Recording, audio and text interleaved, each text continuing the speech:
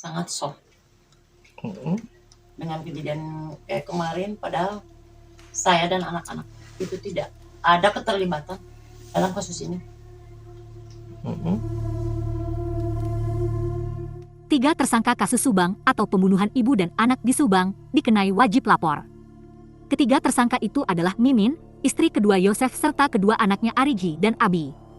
Ketiganya tidak ditahan polisi setelah ditetapkan sebagai tersangka. Saat menjalani wajib lapor, kata dia, mereka akan kembali dimintai keterangan terkait kasus pembunuhan ibu dan anak tersebut. Sebelumnya, Direktorat Reserse Kriminal Umum, Ditreskrimum, Polda Jabar telah menetapkan 5 tersangka dalam kasus pembunuhan ibu dan anak. Mereka yaitu suami korban Yosef, M. Ramdhanu alias Danu keponakan korban, Mimin istri kedua Yosef Arigi dan Abi anak tiri dari Mimin. Penetapan tersangka itu bermula dari Danu yang mengakui keterlibatannya dan menyerahkan diri ke Polda Jabar. Dokter forensik yang melakukan otopsi jasad Tuti Suhartini dan Amalia Mustika Ratu pun belak-belakan memberikan pengakuan. Kombes Pol Dr. Sumi Hastri Purwanti pun membeberkan hasil analisanya saat melakukan otopsi pada korban kasus Subang. Rupanya pelaku menghabisi nyawa keduanya dengan cara yang keji dan sadis. Sementara berdasarkan pengakuan Muhammad Ramdhanu ke polisi, Yosef sendiri yang mengeksekusi nyawa anak perempuannya itu. Sebelum melakukan aksi pembunuhan di Subang, menurut Danu Yosef sempat curhat kepada dirinya. Curhatan itu disampaikan oleh Yosef di warung pecel lele sebelum menuju ke TKP. Menurut Ramdhanu, Yosef saat itu cerita soal masalah rumah tangganya dengan sang istri pertama, Tuti Suhartini. Dalam pengakuan Yosef kepada Danu, ia kecewa dengan Tuti dan Amalia. Kekecewaan itu dikarenakan Yosef sudah tidak lagi memegang yayasan.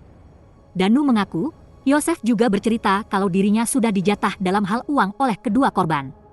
Sehingga Yosef pun meminta bantuan Danu untuk memberi pelajaran pada istri dan anaknya itu. Sesampainya di TKP, Danu pun mengaku ikut menyaksikan Yosef mengeksekusi Amel. Karena saat itu Ramdhanu yang diminta menunggu di luar rumah mendengar teriakan Amalia Mustika Ratu. Lantas Danu pun mengaku melihat Amel sedang dieksekusi oleh Yosef. Aksi keji Yosef itu dibantu oleh 2 anak Mimin, yakni Arigi dan Abi. Setelah dibunuh, menurut Danu, kedua mayat sempat dibersihkan di kamar mandi. Baru setelah itu jasad Tuti dan Amel dinaikkan ke mobil Alphard. Bahkan Danu mengaku ikut mengangkat jasad Tuti. Sementara untuk jasad Amel, kata Danu, digendong sendiri oleh Yosef. Setelah 2 tahun menjadi misteris terkait pembunuhan tersebut, kini akhirnya mulai terungkap. Kini pihak kepolisian telah menetapkan 5 tersangka di balik kasus pembunuhan Tuti dan Amalia. Selain Danu yang ditetapkan sebagai tersangka, kini polisi sudah menetapkan 4 tersangka lainnya. Adapun keempat orang itu yakni Yosef, Mimin, Arigi Reksa Pratama dan Abi.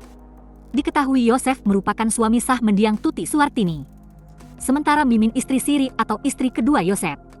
Sedangkan Arigi dan Abi adalah anak dari Mimin. 5 orang yang menjadi tersangka pembunuhan di kasus Subang itu terungkap dari pernyataan Rohman Hidayat, pengacara Yosef.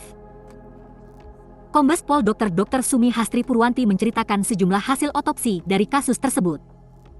Dr. Hastri adalah sosok di balik hasil otopsi yang dilakukan terhadap jasad Tuti dan Amalia. Menurut Hastri, waktu kematian Tuti berbeda dengan Amalia Mustika Ratu.